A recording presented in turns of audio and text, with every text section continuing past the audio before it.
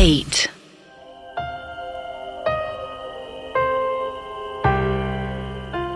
ऐसे वहां बैठे बैठे रात हो गई और अब तक संजय जागा हुआ था। कभी अपने सिंहासन पर बैठा रहता तो कभी यहां वहां घूमता या कभी जंगल में थोड़ी देर के लिए चला जाता। खैर, वो अब तक सोने नहीं गया था। राजीव और वेदा वहां पर इंतजार करते रहते और इंतजार करते करते काफी ऊब जाते हैं। वो ये सोच रहे थे कि ये कब सोएगा। काफी देर और इंतजार करने के बाद उनसे रहा ना गया। उन्होंने सोचा वो प्रिया आर्यन को यहां पर भेजेंगे कि तभी संजय अपने सिंहासन से उठा। उसने अंगड़ाई ली और ताली मारी। उसके ताली मारते ही जो झोपड़ी उन्हें वीरान से लग रही थी, खाली पड़ी लग रही थी। ऐसा लगता था उसमें कोई रहता नहीं है। संजय के ताली मारते ही उन झोपड़ी के अंदर से रोशनी आने लगी, जैसे अंदर कोई हो, कोई ऐसा जिसने लालटेन जलाई है। पर सारे इंसान तो बाहर थे। तो सोचने वाली बात यह थी कि झोपड़ी के अंदर था कौन। वेदा और राजीव यही सोच ही रहे थे कि उसके अंदर से कुछ लोग बाहर आने लगे, हाथों में लालटेन लिए। पर वो इंसान नहीं थे, जानवर भी नहीं थे। ये वही क्रिएचर थे जिनके बारे में स्काउट टीम बता रही थी। आधे इंसान आधे जानवर। नीचे से वो पूरा इंसान थे और ऊपर से जानवर, खाली सर उनका, जैसे कि उन्होंने किसी जानवर का मास्क पहना हो। कोई आधा शेर था, आधा इंसान, तो कोई आधा हिरन तो आधा इंसान। कोई आधा जिराफ था तो उसकी गर्दन भी बहुत लंबी थी, और जो आधा शेर था वो हट्टा कट्टा था। ऐसा लग रहा था जिस जानवर का सर है वो निचला धड़ उसी पर्सनैलिटी को फॉलो करता है। जैसे हाथी का सर था तो शरीर मोटा, गैंडे का था तो चमड़ी मोटी। ऐसे करते करते उन झोपड़ियों में से करीब 20 से 25 क्रिएचर निकलते, जो सीधा पहले संजय के सामने जाते, सर झुकाते हैं और फिर वहां से जाकर उस गांव की बाउंड्री पर खड़े हो जाते। ये गार्ड्स थे। और इसके बाद संजय सोने के लिए चला जाता है। वहां पर बीच में जो सबसे बड़ी कुटिया थी वो उसके अंदर गया, और वो जो टाइगर था वो उठकर जंगल में चला गया। तभी आर्यन, स्मृति और प्रिया वहां पर आ जाते। चलिए सर, खाना बन गया। हमने तो खा लिया और आराम भी कर लिया। अब जाइए, आप सब खा लीजिए और आराम करिए। आगे की कमान हम संभाल लेंगे, आर्यन ने कहा। और जैसे ही गांव की तरफ झांका वैसे ही क्रिएचर दिखाई दिए, आधे इंसान आधे जानवर। और ये देखकर वो एकदम से डर गया। सर, ये तो मेरी सोच से भी ज्यादा डरावना लग रहा है। और वो संजय और टाइगर कहां पर है? जिस पर वेदा उन्हें सारी बात बताते और वेदा अपनी एक बात भी रखते। संजय को हराने का सबसे बेस्ट टाइम यही है, मुझे तो ये लगता है। पर एक चीज सोचने वाली है, उसे हराने से पहले मैं किसी तरह उस टाइगर को पकड़ना होगा। संजय के जाते वो टाइगर भी जंगल में चला जाता है। हो सकता है वहां पर कहीं उसकी गुफा हो जहां पर वो जाकर सोता हो। अगर हमें पता चल जाए तो हम कल रात को सबसे पहले उस टाइगर को पकड़ेंगे, फिर सीधा संजय पर वार करेंगे चुपके। याद रखना, हमारा प्लान ए, चुपके से मारेंगे।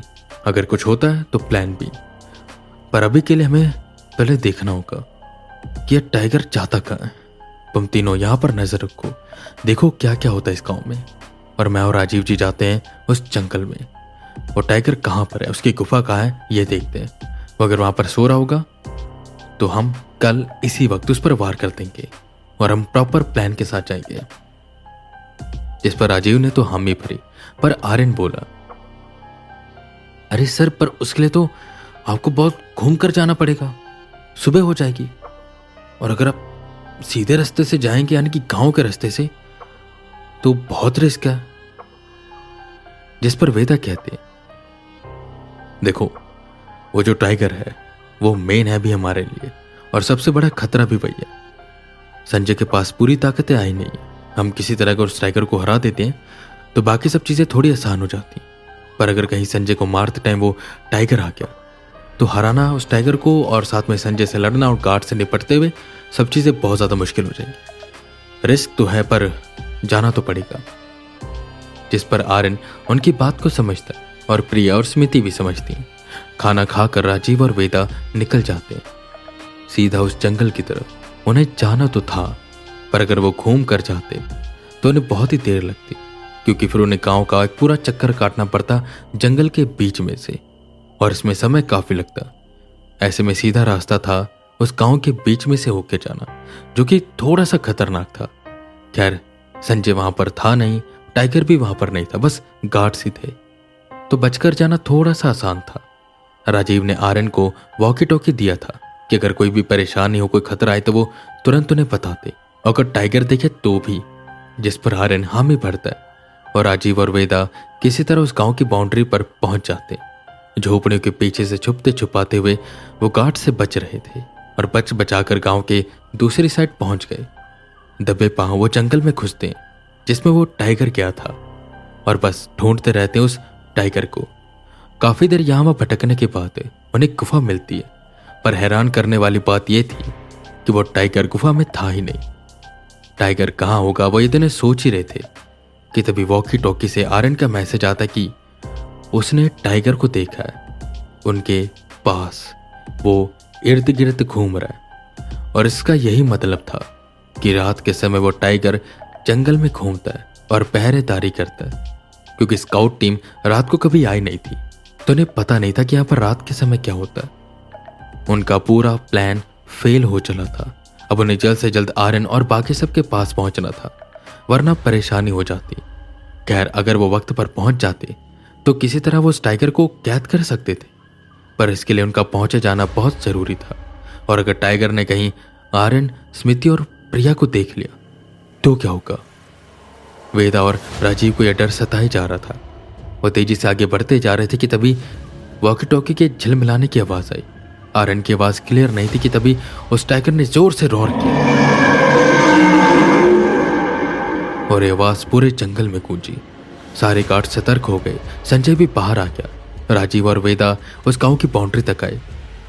उन्होंने देखा कि जिस जगह वो रुके हुए थे वहां से गार्ड्स आ रहे हैं, आर्यन, स्मिति और प्रिया के साथ। उन्होंने उन तीनों को बंदी बना लिया और सबसे पीछे वो टाइगर चलकर आ रहा था।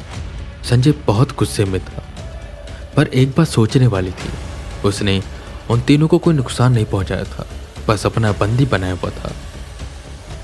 गार्ड्स गांव के अंदर आते हैं, पर शायद अभी वो फैसला करने के मूड में नहीं था, तो उन तीनों को पिंजरे में बंद करवा देता है और खुद सोने के लिए चला जाता है।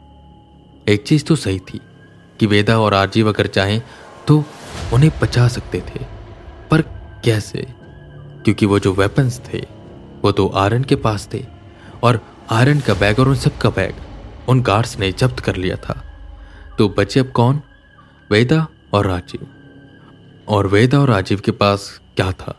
राजीव के पास एक दो बंदूक थी, उसमें भी लिमिटेड गोलियां, और वेदा के पास ताकतें।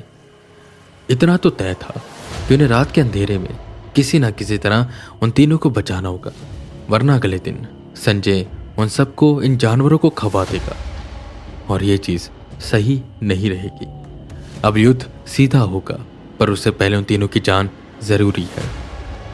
पर उन तीनों के पास टाइगर बैठा हुआ था जो पहरेदारी कर रहा था, और गार्ड्स भी अब और ज्यादा सतर्क हो चुके थे। एक मुश्किल खड़ी हो चुकी थी, पर किसी न किसी तरह उन तीनों को बचाना था।